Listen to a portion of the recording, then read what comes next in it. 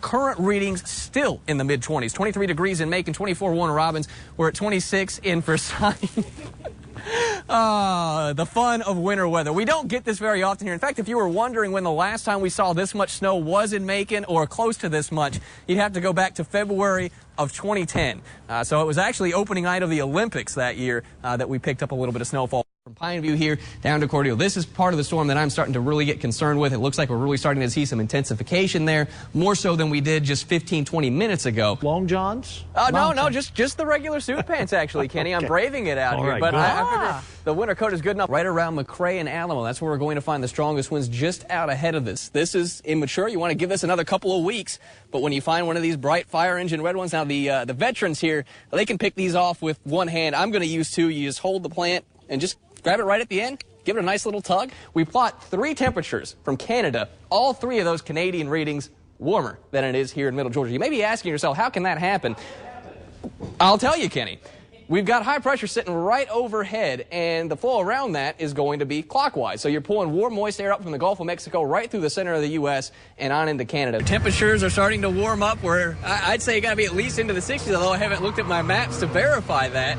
So winter storm warning remains in effect for all of Middle Georgia. That goes into effect this morning and really lasts until Wednesday morning. So we're looking at a period of time from midday today through Wednesday morning, a good 18 hours where wintry weather is possible. So let's break it down, let you know what to expect region by region, starting with Eatonton into Monticello, places like Forsyth, Thomas in the northern end of our viewing area, looking at a sleet-snow mixture with the onset of this around lunchtime, and then an eventual change over to all snow this afternoon. Looking at that snow continuing tonight, accumulations 2 to 4 inches possible in these areas. A little further south, this includes Macon, Warner Robins, Butler. We're into sections of Crawford County, also the rest of Houston County, Twiggs, Wilkinson, up towards Milledgeville, Sandersville. All of these areas, I would expect the onset of this at midday to be a combination of rain and sleet.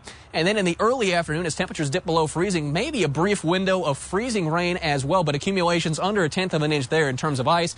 We're then looking at a switch over to all snow late this afternoon or this evening with 1 to 4 inches possible. Those higher totals generally going to be towards the northeastern side of this, with Macon, Warner Robins right around that 1 to 2 inch mark. As far as we go further south, Dublin to Eastman, getting into Unadilla, Cordele, this is where I'm getting more concerned with icing, as we will see a wintry mix of rain, freezing rain, and sleet as temperatures drop below freezing. But likely as we start things midday in these areas, it's going to be a cold rain with just a few sleet pellets mixing in.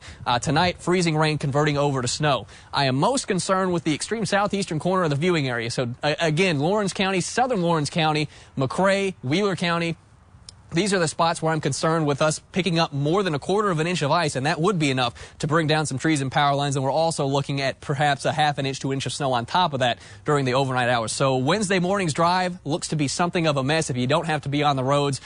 Best just to stay off of them. The wintry mix moves in today. Falling temperatures will be down in the mid-20s tomorrow morning, so roads likely to be slick in many spots tomorrow afternoon. Not seeing much improvement. Highs only getting into the 30s, but we do start to warm back up. In fact, this weekend, we should get readings back into the 60s.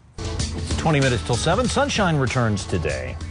Indeed it does, Kenny. Yeah, I've been listening to the forecast this morning. I'm paying attention. I am so glad that you are, because you're sitting up here with the laptop, and some mornings I don't know if you're just shopping for ties or what's going on when I'm over at the green room. No, I'm studying the forecast. You might want to look for a winter coat. It's getting kind of chilly outside. We've got 20s and 30s out there this morning, but fear not. Later this afternoon, the high will be within a couple degrees of average for this time of year. Our normal high is 60, so we won't be too far off from that with highs in the upper 50s today.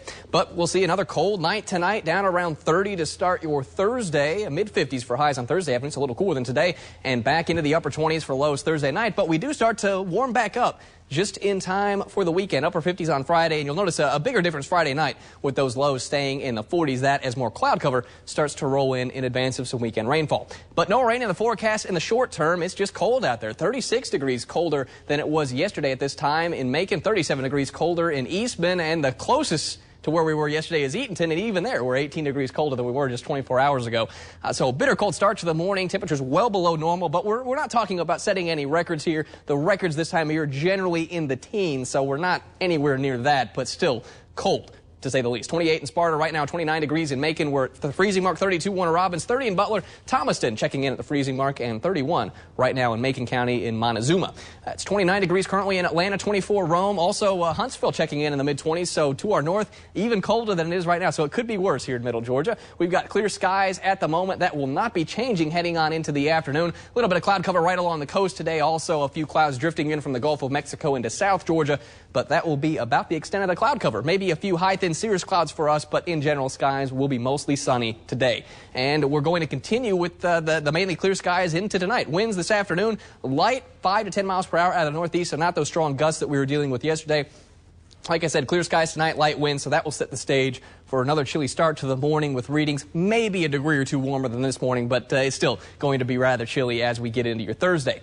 But like I said, we'll see more cloud cover start to roll in Friday night. That will lead to a milder night, but then we'll see the rain start to push into the area on Saturday. So the green here, that is a rain forecast from one computer weather model. The blue is the rain forecast from a different extended computer model, and they're both in pretty good agreement and have been for most of this week in that the rain will arrive overnight Friday night into Saturday, with the majority of that heavy rainfall coming in on Saturday. Some of us could see upwards of an inch to an inch and a half of rain with this event, but we do start to see some differences heading on into Sunday, with one model clearing things out by Sunday morning, the other holding on to rain. And I'm at this point kind of playing middle of the road here. I think we'll still see some rain showers for Sunday morning, but by Sunday afternoon we should begin to see that clearing and then dry conditions to set in for the beginning of the next work week. Today, staying dry, mostly sunny skies, highs close to average. We'll be in the upper 50s for readings this afternoon, but another cold night tonight. Lows back down around 30 as we start your Thursday morning. Thursday afternoon, a little cooler than today, warming up to a high around 60 by Saturday, with heavy rain likely throughout the day on Saturday.